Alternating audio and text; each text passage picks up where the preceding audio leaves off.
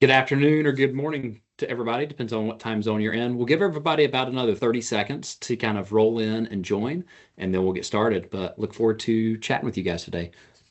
Thanks for coming. All right, guys, we will go ahead and get started. Just to kind of start off with, my name is Cameron Annis. I'm our CEO at Granite Insurance and also lead from a national practice level our adventure and entertainment team. Today, we're here to talk about an important topic, which is waivers. I'm not going to be talking about this topic. I'll introduce who's going to be talking about this topic. But waivers are something with all of our clients that we hear come up a lot of times, and the questions that we hear are, is this thing worth the paper that it's written on? And, what does it matter if I review this on an annual basis? We have some clients that maybe have not reviewed their waiver in 5+ years. We have some clients who, whenever we ask them, hey, how did you develop your waiver? They say, well, we plugged it in Chat GPT, and that's kind of what, was spit out from Chat GPT. But today we're really going to talk about the 5 most common issues that come up in waivers. And the best person that I know of to speak on this is Leah Corrigan, who I'm going to introduce here. Leah's the founder and managing attorney of Recreation Law Group. What I love about Leah is she focuses in the adventure, entertainment, and recreation industry. That is her passion from a personal perspective as well, and that's where she's chosen to focus her career. And she just brings so many years of experience and is going to bring that experience to you guys today.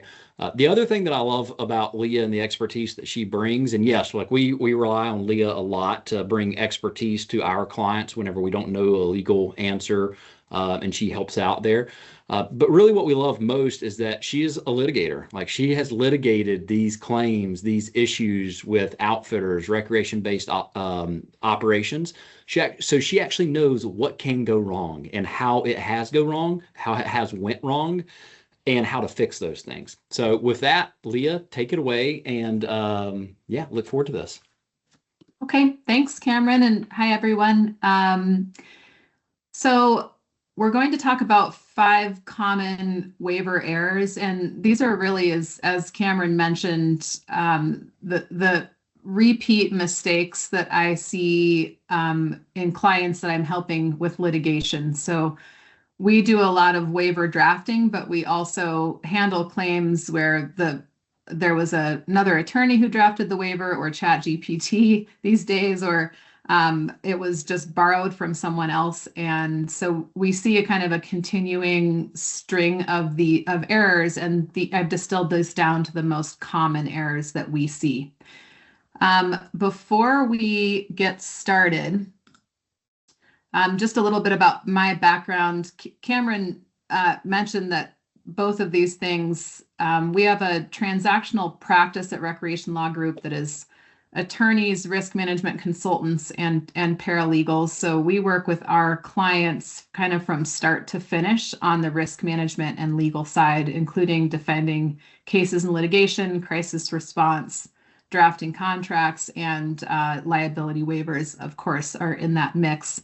As Cameron mentioned, my personal background is in river guiding. I spent about a decade as a wilderness river guide. I still do a bit of guiding when I can get unchained from my computer, and definitely have a passion for mostly practicality. So trying to give our clients practical legal advice versus just legal advice, because what is the lawyer's best case scenario is often not workable for a client. So I'll try to stay in that lane today as we talk through these issues.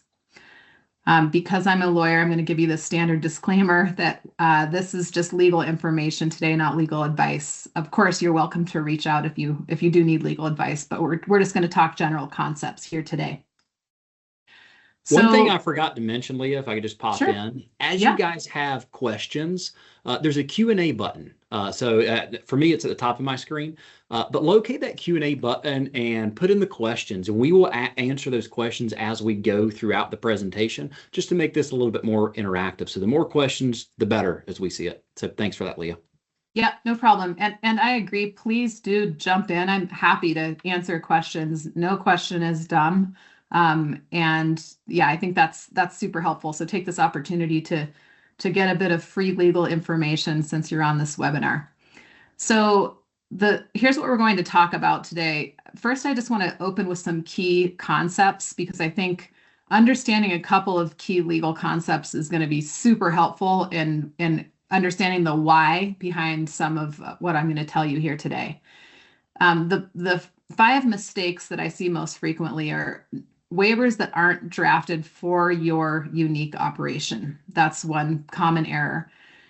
Not including assumption of risk defenses in your liability waiver is another common error. Third, making sure that the way the document is signed is correct and works legally, and I'll explain that more.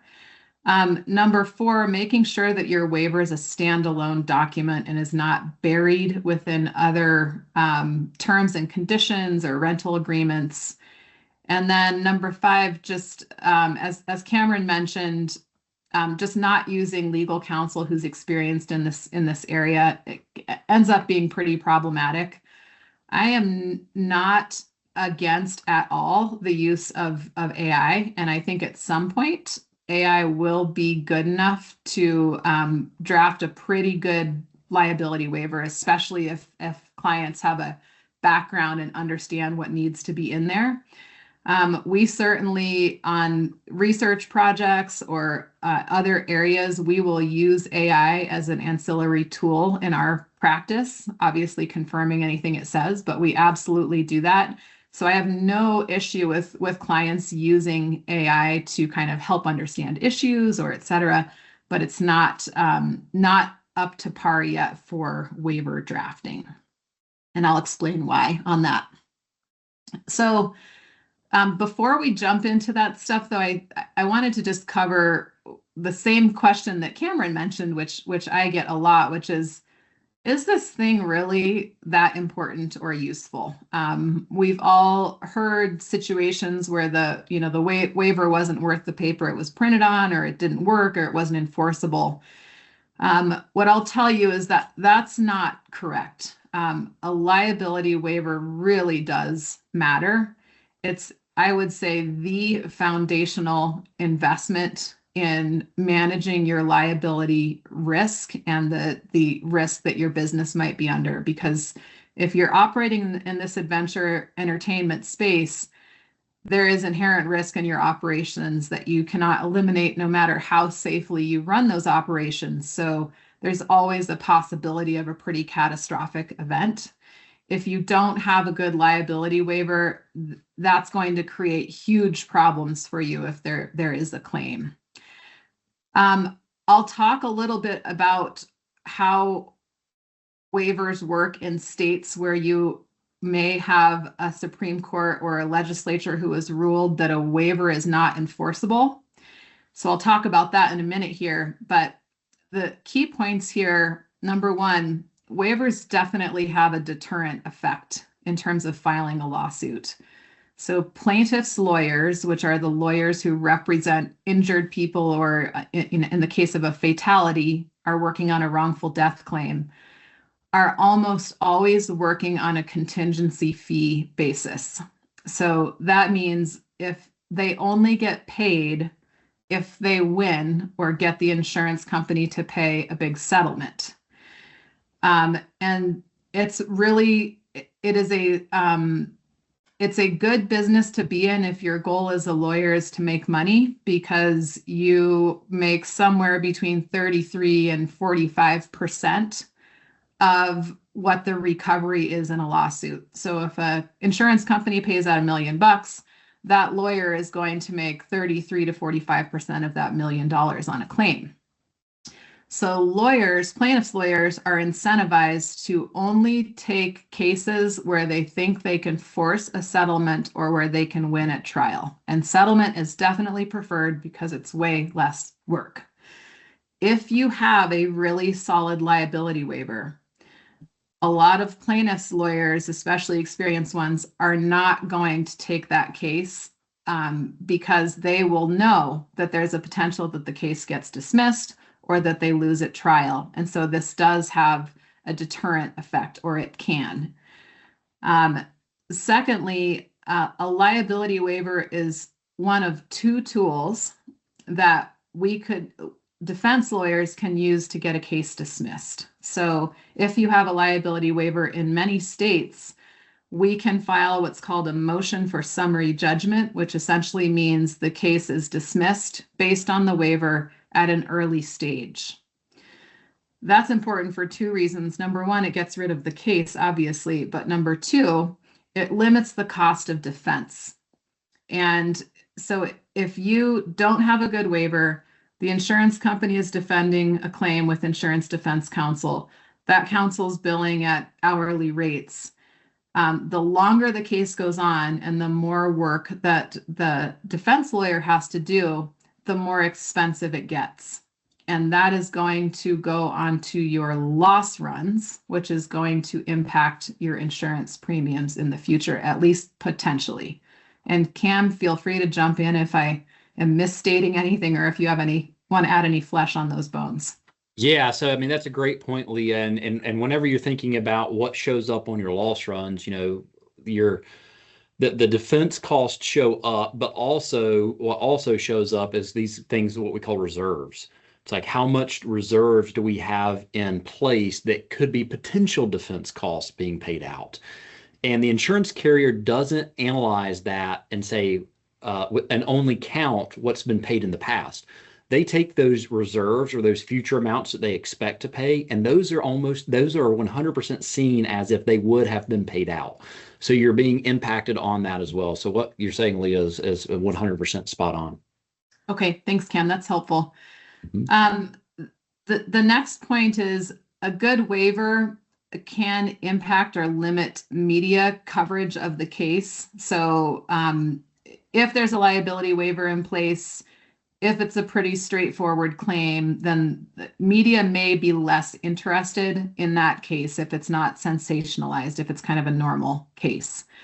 The last piece is, and this sounds obvious, but until you have been in this position, you can't really understand it. Being in a lawsuit is not fun. I've represented many clients in these lawsuits, and the time, the emotional cost, the business interruption of a lawsuit, just the stress of having that hanging over your head it can be career ending for some people, and it is absolutely not a fun way to spend a couple of years. So a liability waiver can shorten that process. You can't always prevent an incident or a lawsuit, but you can put yourself in the best position possible if a lawsuit should come, and that can make that process much less painful. Okay, now we're going to do a short slide on law school, but I think this is helpful. I'm a big fan of helping clients understand the why behind what we're doing and why we're doing it. So I want to talk through these concepts with you. Inherent risk. So this is a risk that's present in an activity, one which cannot be effectively eliminated, altered, or controlled. There are many states that have inherent risk statutes that can protect operators for claims involving inherent risk. Assumption of risk. That is where a participant who's signing a waiver contractually agrees that they are assuming the inherent risks of the activity. What I want you to understand about these first two concepts is assumption of risk is a completely separate legal defense from liability waiver. A liability waiver releases the person's right to sue you even if you are negligent, period. So you will have a provision in your waiver. It's really one paragraph, and honestly, it could be 2 to 3 sentences that is simply the participant saying, I agree, I'm not going to sue you, even if you're negligent, period. That's the primary defense, but the secondary defense is assumption of risk. Now, why do I care about the secondary defense? 2 reasons. Number one, you may be in a state where that primary defense, I waive my right to sue you even if you're negligent, is not enforceable as a matter of law. So that paragraph's going to get crossed out of your waiver. So if you haven't included assumption of risk provisions in your waiver, then you don't have that secondary or backup defense. And that kind of leaves you unprotected in the event of a lawsuit. Now, that's only true in a couple of states. The second issue, the reason why this secondary defense is so important is for minors. So most of you are serving youth and families, or you have some minor participants. The majority of states in the US do not allow a parent to waive their child's right to sue. So that first and primary defense I talked about, I release my right to sue you even if you are negligent, that's not going to be enforceable in many states in US jurisdictions. So that means that the assumption of risk defense is going to be the primary defense. So we see a lot of waivers that are missing that assumption of risk defense, and that can be really, really critical, particularly in states where waivers aren't enforceable or in states where waivers for minors are not enforceable. Cam, did you track all that? Because if it was gobbledygook, I'll try again. No, I'm tracking. You did a great job. Thanks, Leah. Okay, perfect. All right, so jumping into the mistakes that we see, common errors. And I'm going to put this in do and don't form, starting with don't. So don't copy a random waiver. I would say that that is a good strategy about 1% of the time. And only if you happen to copy a waiver that was drafted by a really good lawyer who understands this stuff, and the waiver you're copying, that person's business is exactly like yours. No, nothing different. And you knew what places to insert yourself instead of the person you copied the waiver from. It's just a process that's fraught with risk.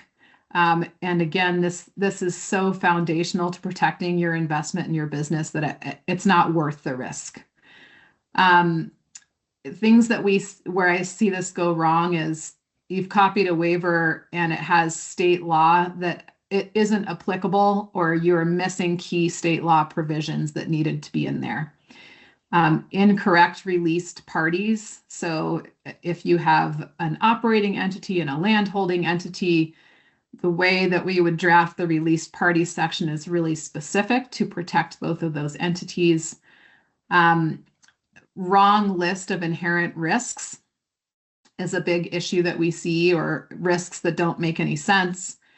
The use of old language. So what did my law school professor call it? Lawyery Englishy, which is basically like the way that lawyers used to write, which is in words no one can understand, and it doesn't actually make any sense to anyone except a lawyer. That's not the proper drafting standard now. We want the language to be readable by anyone with a basic education. And that's really important when judges and juries are analyzing whether they properly assumed risk or understood what they were getting into. And then the fifth thing we see here is just key provisions just missing from a liability waiver. So for your do, this is pretty obvious, but you really need to create a waiver that is written for your specific location, industry, activities, your unique operation, that has proper forum selection, choice of law clauses, things of that nature. So you have a system of liability protection in place. You can't get that by copying someone else's waiver, unless you're in the 1%, and most of us aren't. Okay, I'll pause there. Cam, any questions relevant to that point that we need to cover? No, I've got a couple of things, but I'm gonna save those to the end, Leah. Okay. Okay. Mistake number 2, and you'll understand this one because we just talked about it in these key concepts. You don't want to rely only on that liability waiver or release language. So by way of reminder, that's language that the person waives their right to sue you, even if you're negligent.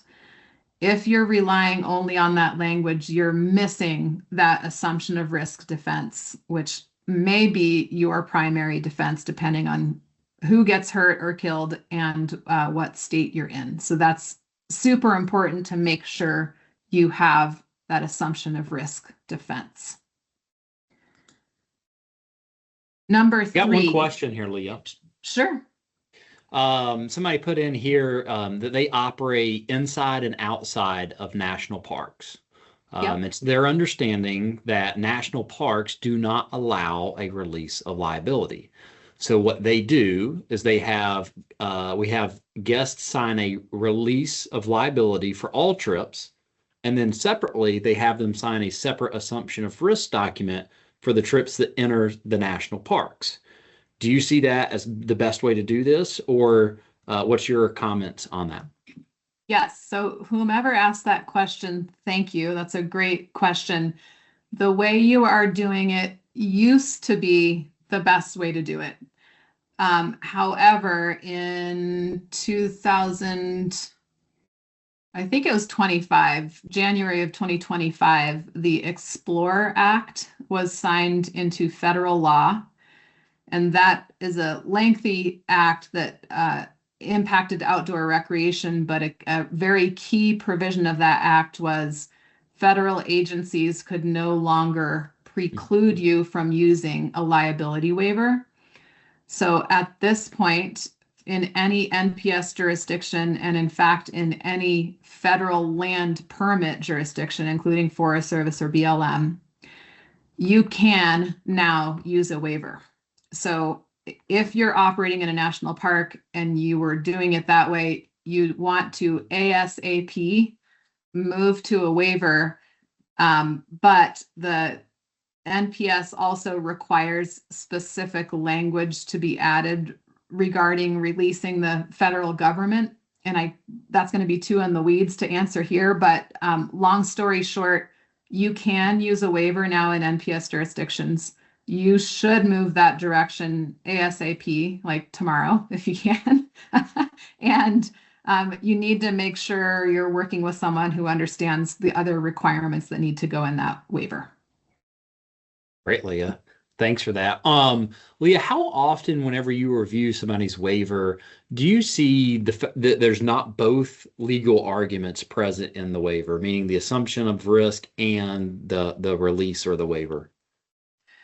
So I would say there's some kind of assumption of risk language in waivers 80% of the time, but it may not be congruent with state law. Okay. And it just may not be detailed enough. So when we draft liability waivers with assumption of risk defense, the first thing you need to do is identify the inherent risks of the activity before you ask the person to legally assume those risks contractually. And that style of drafting becomes really important in litigation, because what every plaintiff has said in a deposition, which is where you get to question the plaintiff before trial to understand the nature of their claims. Almost every time when I talk to a plaintiff about the liability waiver, they'll say, I didn't know, I wasn't told, I didn't understand the risks. If you specifically identify what the risks are in the waiver, it's very difficult for them to argue that they didn't know, that you didn't tell them, and that they didn't understand. So that's the area where not having it quite right with state law and not being expansive enough about the assumption of risk defense is the bigger issue I see than not having it in there at all. Does that make sense? That does. Thank you for explaining that. So what I'm hearing is it is key to, number one, know what your inherent risks are. And then number two is like those things need to be clearly pointed out in this document at a granular level, not just, hey, there's inherent risks that happen in this activity. I hope you're okay with it. Sign here. Exactly. But we got to be very granular. Great. Thank you. Exactly. Well said. And then the other thing is there are certain states that have inherent risk statutes. that do provide you some protection. And so there is careful drafting in the assumption of risk defense that wraps in that state law statute to maximize the benefit of that statutory defense. So that's Right. another piece. Inherent risks, we work very closely with our clients on how to draft those. But the wrapping in the statutory defense is that's pretty technical in terms of drafting skill on that point. Okay. Thank you. Yep. Okay. This one, mistake number 3, don't let the wrong party sign the waiver or have a signing process that is not legally compliant. And this is an unpopular slide because I know how hard it is to get the parent or legal guardian to sign waivers, especially when you're running big groups and you deal with a lot of minors. But the reality is, if you don't have a legal parent or guardian sign a liability waiver for a minor, it is not enforceable. So if I take my nephews to a zip line and I'm an adult, I'm supervising them, I sign that waiver, it's as if you have nothing. Similarly, Boy Scout leaders or teachers or school administrators, it has to be the parent or legal guardian. This is one area where I would like to be practical and try to find a workaround, but there just isn't one. You absolutely must have that parent or legal guardian sign. The other issue that we see is that the electronic signature systems that some folks are using don't meet criteria that are really important. So probably the best case scenario is to use a waiver specific program. There are several that work well. Two that are popping into my mind right now would be Waiver Sign or Smart Waiver. There are others that work as well. Those programs have been designed for waivers specifically, that they've been vetted by lawyers and they do meet those criteria. There are other programs that meet the criteria as well, but you're going to need to do your homework. So the basics would be an electronic signature consent, making sure that the signed document is IP address stamped and tied to a specific person's email with a date and time and a signature. So if something happens with one of my clients and I say, okay, send me the waiver, if I print that out, it looks like a waiver. It's got a signature on it. I can tell when it was signed, who it was signed by, what email address it was with, and it had that electronic signature consent.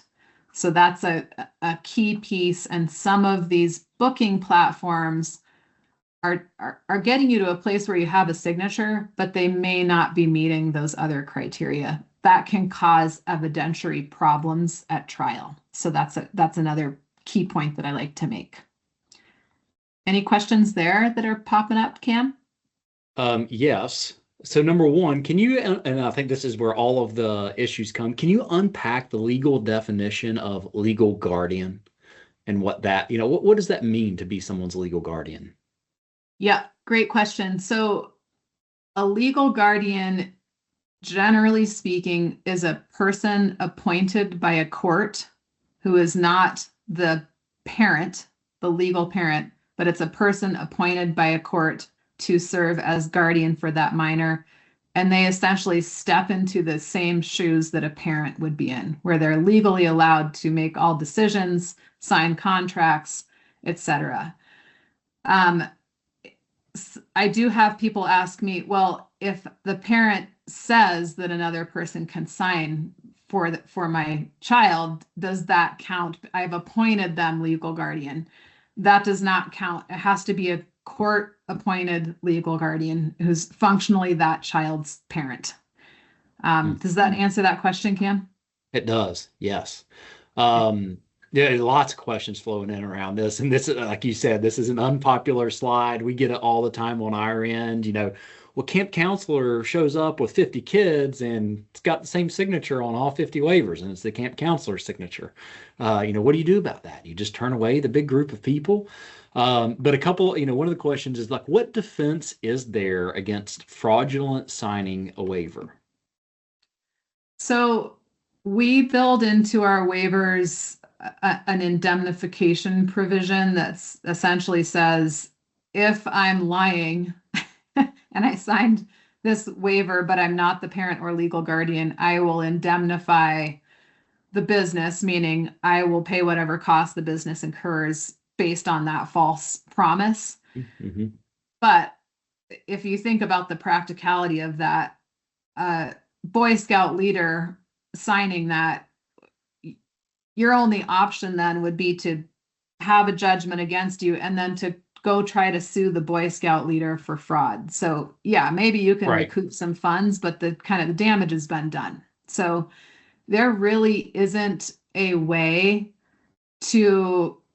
there's not really a deterrent here, unless what I suggest clients do when they send out bookings for groups is put in all caps, bold in that booking email, each liability waiver must be signed by a parent or legal guardian.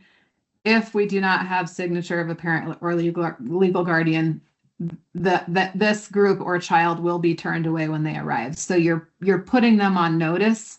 It sounds a little bit harsh, but I have heard from clients who are running bigger operations that tends to work because it puts the person in the position of actually completely ignoring the warning and proceeding, and most people aren't going to do that. Right. That's just a thought on how to deal with it. Lots. I mean, we've got like a slew of questions around this, which is good.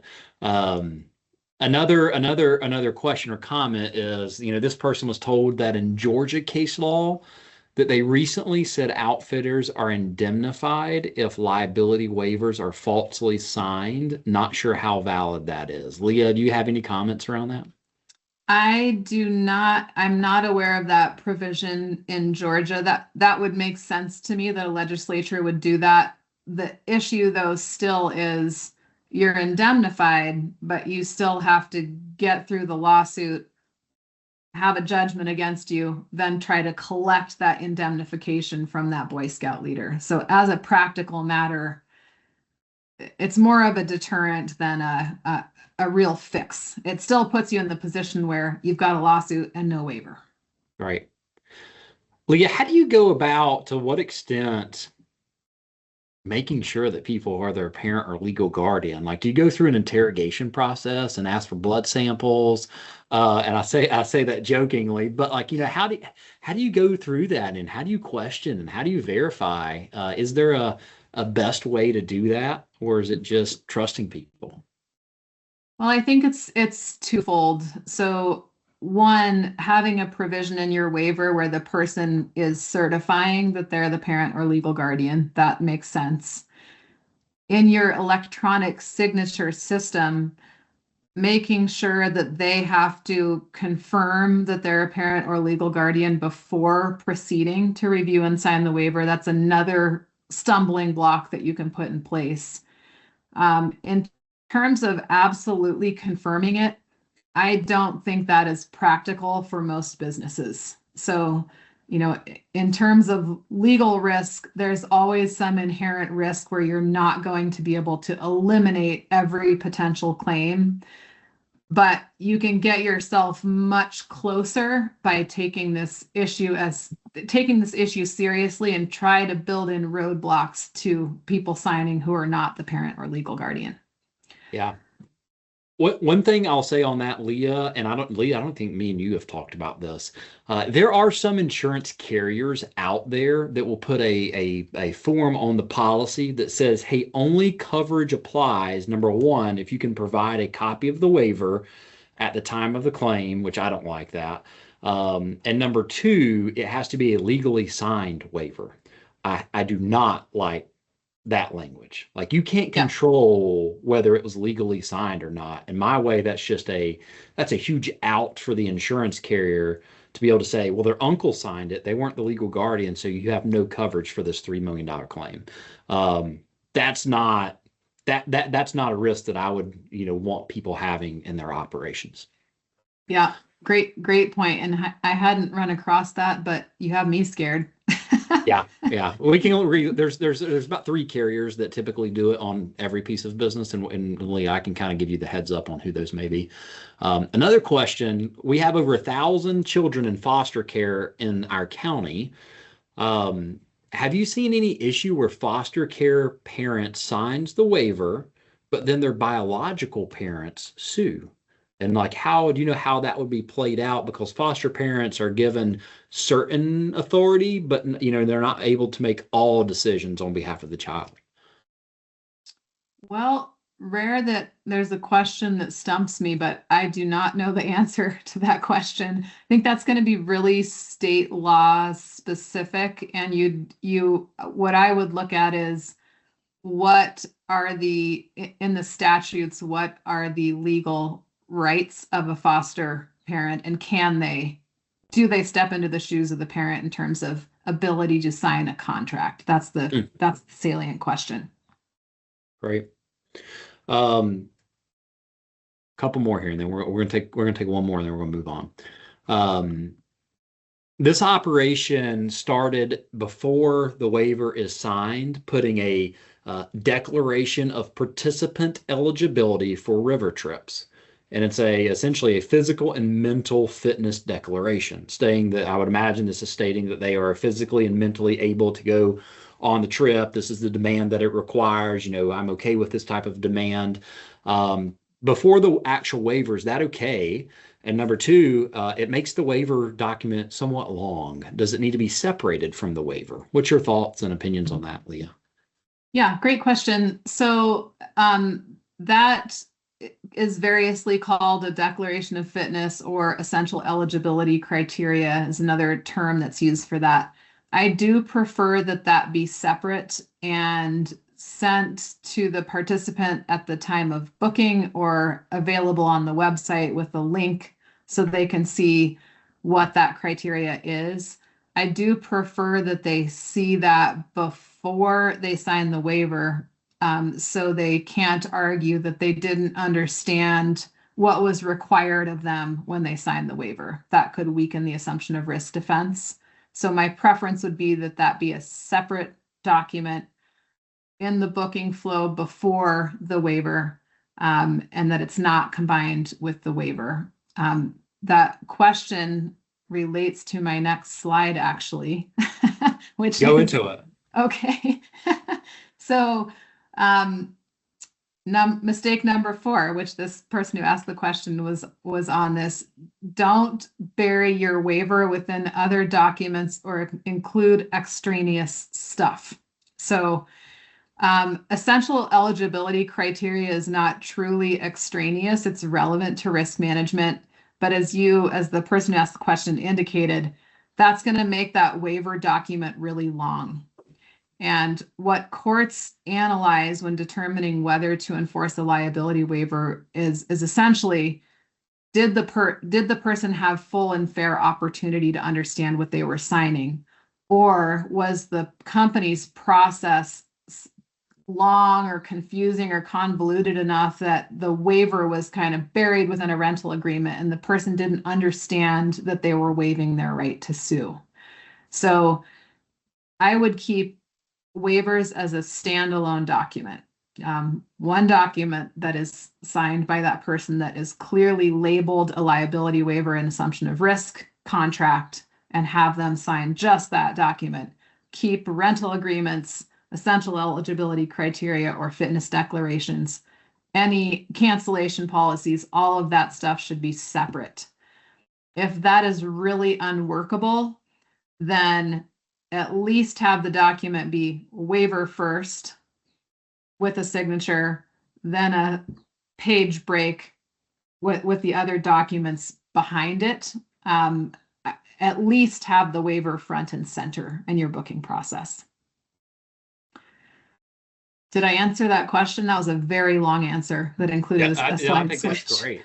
The takeaway that I got, Leah, was that even though it may seem like a hassle, like things need to be separated. You need to understand this is the waiver, this is the terms and conditions. There does never need to be the argument of, oh, I thought I was signing. And um, we have a case going on right now where someone signing a document and their allegation is they thought they were signing their credit card receipt. And it's like that's not you don't want it blended so easily like that people can say that. And I don't think they actually thought that. I think that's just the legal argument they're trying to run with. But you want to make it clear and defensible that there's no way they could have thought that because they're clear in separate documents. Yeah, completely agree. That's one I hadn't heard, the credit card receipt argument. That's novel.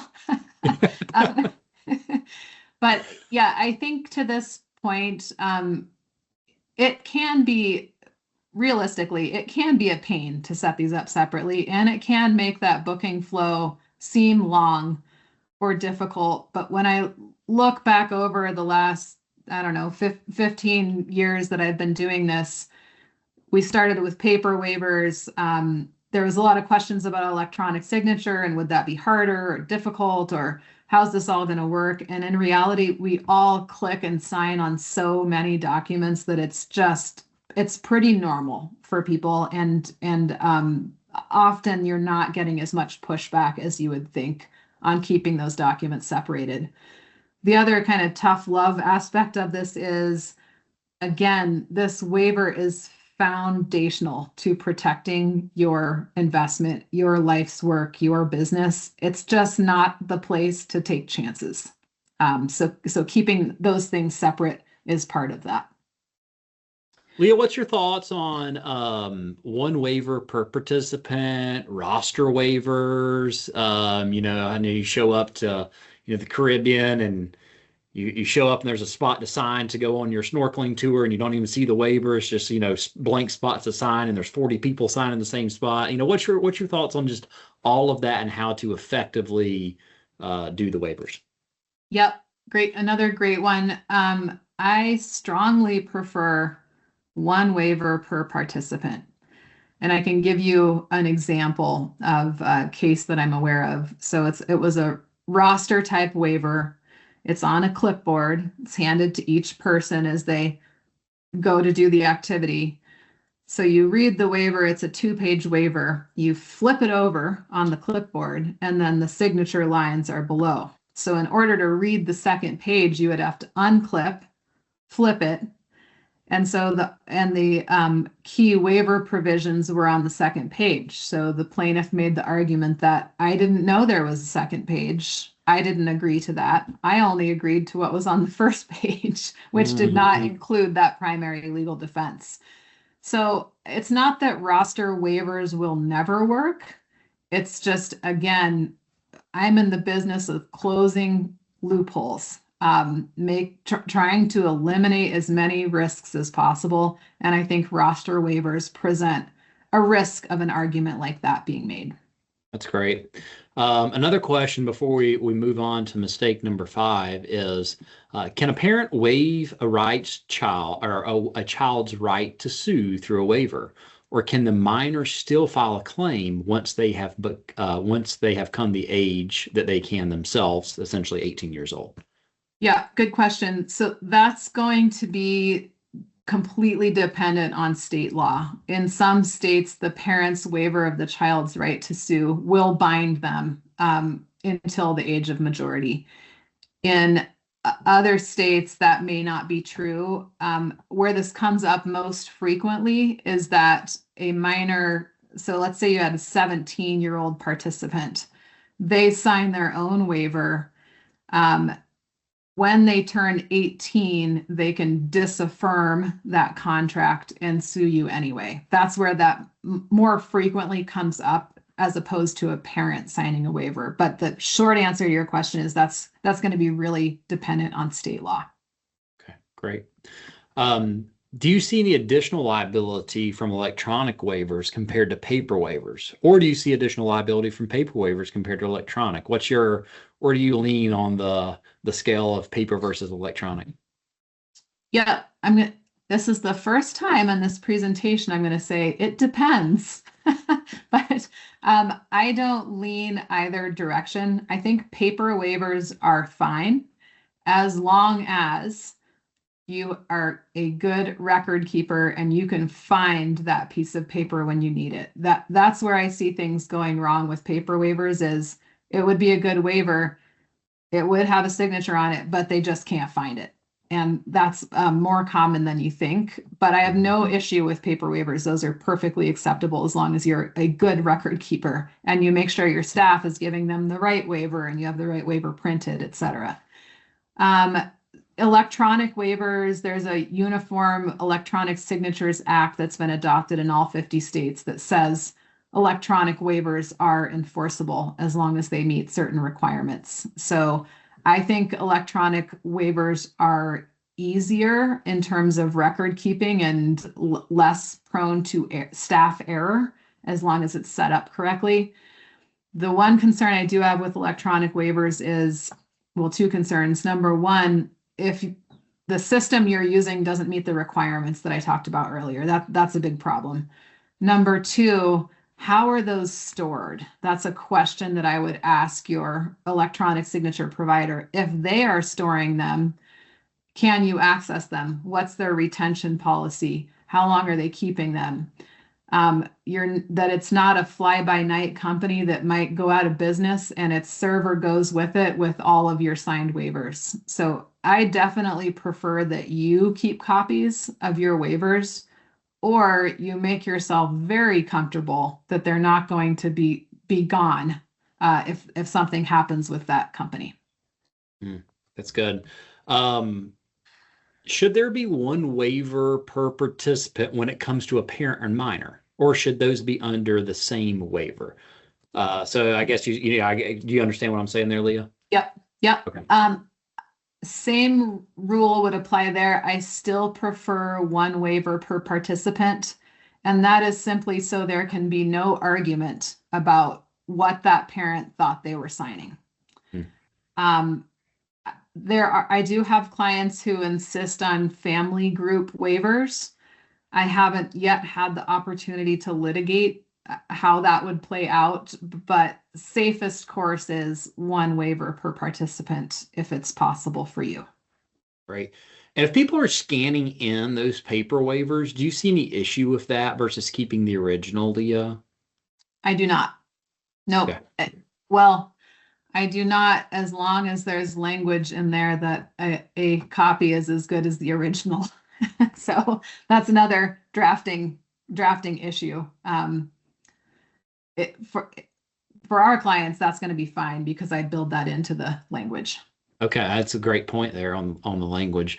Talk about, and then we'll move to the issue number 5, Leah. Talk about retention policies for waivers. I know we get this question so much, and what's your philosophy and answer on retention, specifically adults versus minors, and if it differs paper versus electronic? Yep, great question. So retention policies, we'll talk about adults first and then minors. So for adults, you would want to know what the statute of limitations for a negligence claim or a wrongful death claim in your state is. So in most states, that's going to be 2, 3, or 4 years. And then I would keep the waiver for an additional year or 2 after that statute of limitations expires. Because in some cases, a claimant can argue that they didn't discover the injury until the statute of limitations expired. So example of that would be like a hidden spinal fracture that ends up paralyzing them. They didn't discover it until later. So I would keep it out of an abundance of caution for at least an additional year, if not 2, beyond the time of the injury or beyond the time of the activity. For minors, you're going to do that same thing, except you need to add on the number of years between the minor's age and their 18th birthday. So if you're in just to sum that up, if you're in a state with a 4-year statute of limitations and you have a 10-year-old participant, you would need to keep that waiver for at least 14 and maybe 16 years to add on that extra 2 years. I'm sorry, that's wrong. 10-year-old person, you'd need to keep that for 12 years. So up to their 18th birthday plus the statute of limitations. Great. I just really exhibited my lawyer bad math there. That was embarrassing. That's good, Leah. And I think the problem for so many people is they don't have a great system or process to track. All right, this person turns 18 today, now plus 2 years, and this is where this waiver is. So now we can retire this waiver. It's so difficult to be that, granular in how you're tracking this whole process. So thank you for those comments. Yeah. I think the easier thing is to have a long enough retention policy per year to catch the youngest minor, especially if you're using electronic waivers, because those are so much easier to store. You have a retention policy per year that's designed to cover that entire period with your youngest participant in mind. I think that's the easiest way. Okay. Number 5. We already talked about this a little bit. Don't try to draft a legal document without legal training or using AI. I've mentioned this a few times, but I want you to understand the philosophy of the why here. So when I talk with clients, there are certain documents, legal documents even, that I say, why don't you go ahead and take a stab at this using AI, and then I will go through and redline it later. So I think there are some uses for AI that really will save you time and money and really do not require a lawyer to draft from scratch. So an example of that would be if you gathered different examples of essential eligibility criteria from websites of businesses that are similar to yours, and you asked AI to, using these examples and looking at my business's website and knowing these are the activities, please draft a set of essential eligibility criteria. That's going to get you a pretty good starting point for drafting that criteria. So I think there are some uses for AI that are legal in nature that I think are functional. A waiver, however, it is really a system of liability protection. So the way I think of it is it's a pretty intricate web of knowledge based on litigation, knowledge based on state law, keeping updated on federal law, knowing ways that things were drafted in different cases that worked or didn't work, and tweaking that language. You have to have this global understanding that AI just can't yet have. And because this document is so foundational to liability protection, that's just not the place for AI or for trying to draft without that legal training. It probably will be someday, but it's not there yet. Any questions on that one? We do have a couple more questions, Leah, that are rolling in. Talking about returning guests. Do returning guests need to sign a waiver every time they come? For example, a hot springs that has locals that come, several times throughout the year, or people climbing gyms that have memberships, or hot springs that have members, or can they sign a waiver that's good for 365 days? As long as there's a provision in the waiver that states how long it's good for, I think it's fine to have them sign once, but it has to be drafted with that in mind. But I think that is okay. I wouldn't stretch it out more than a year, because that's going to start to beg the question of whether, if they signed it in 2026 and there's a claim in 2028, or an incident in 2028, did they really remember, understand, know the inherent risks of the activity? So having it stretch out more than a year, I don't like, but a year, as long as it's drafted in that style, I think is fine. Great. Thanks for that, Leah. And I guess another caveat, and you tell me if I'm wrong here, Leah, is making sure that your operations haven't drastically changed during that time period as well. For example, if you're a hot spring resort and somebody signs something and then you add a water park next door, you probably need a new waiver because you changed your operations drastically.